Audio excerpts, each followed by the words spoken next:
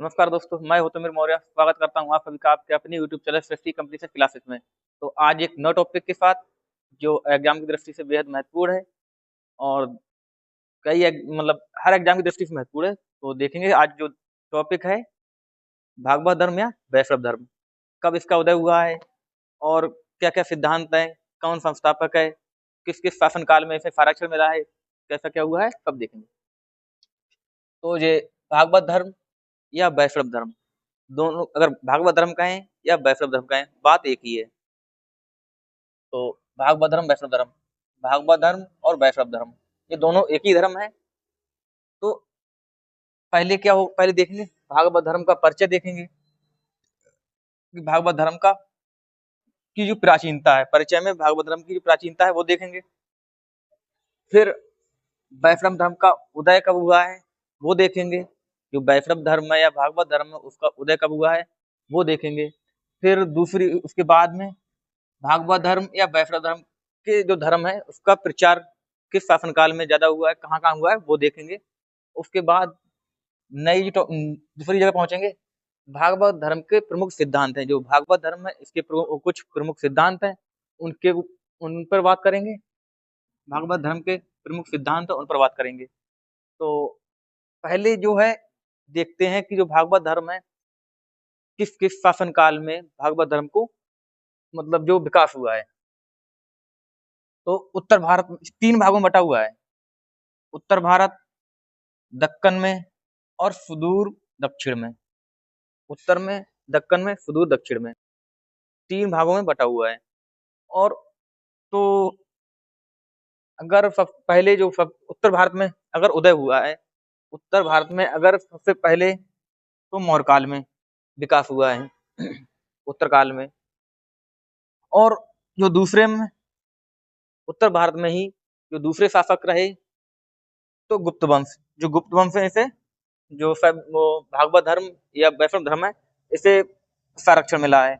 उसके बाद राजपूत, अगर उत्तर भारत की बात करें, राजपूत वंश है या राजपूत काल है जो हर्षवर्धन के समय में, इसमें भी थोड़ा अच्छा खासा संरक्षण मिला है।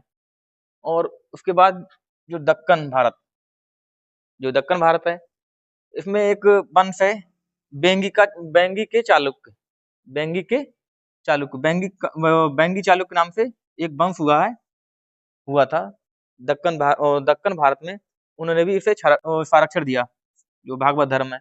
और उसके बाद एक दूसरा जो नया वंश है बादामी, जो नया वंश है बादामी, इस वंश में भी जो भागवत धर्म या वैष्णव धर्म है इसे सारक्षण मिला है। और एक वंश और है राष्ट्रकूट, राष्ट्रकूट को भी दक्कन भारत में संरक्षण मिला है शैव धर्म को।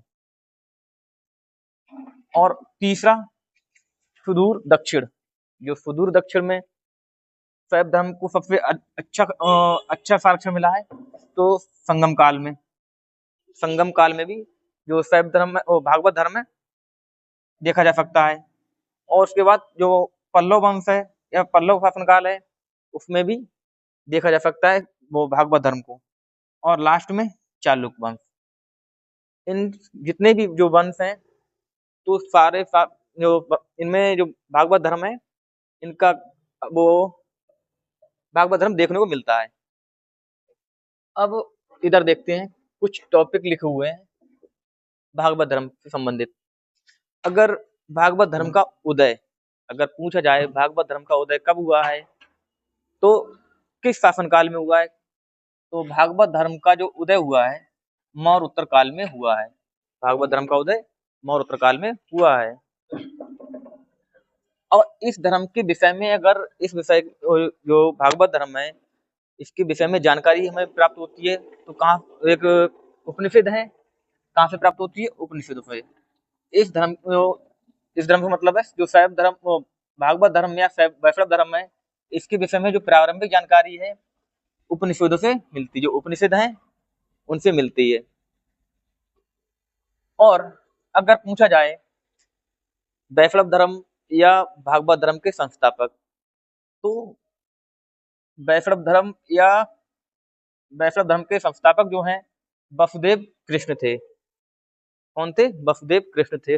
भागवत धर्म के संस्थापक या छदोंग उपनिषद में, छदोंग उपनिषद है, तो उसमें क्या कहा गया है? छदोंग उपनिषद में श्री कृष्ण का पहला उल्लेख मिलता है। जो छदोंग उपनिषद है उसमें श्री कृष्ण का जो पहला उल्लेख है वो मिलता है, पहला उल्लेख मिलता है।